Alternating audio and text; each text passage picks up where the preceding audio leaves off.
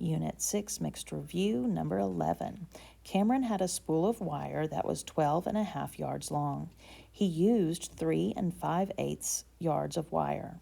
How many yards of wire did Cameron have left?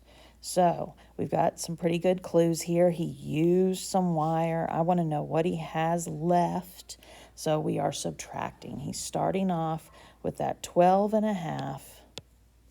And he is taking off 3 5/8. Separate those fractions and whole numbers. Let's look at the fraction side first.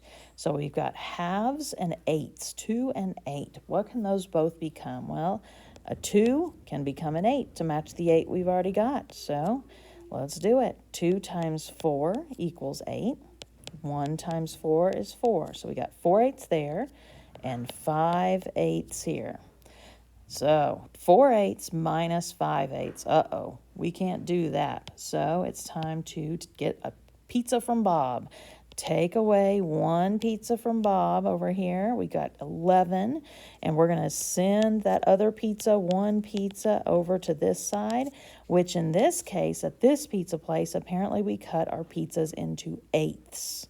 And so 8/8 is what that 1 pizza would be. So add the 8/8 to what you've already got.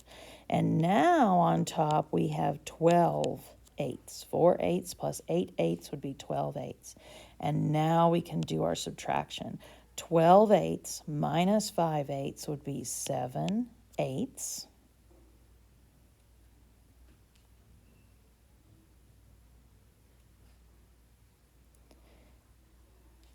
That will not simplify or anything like that. And so now we go to our whole numbers. 11 minus 3 is 8. Put those together and our final answer is 8 7/8.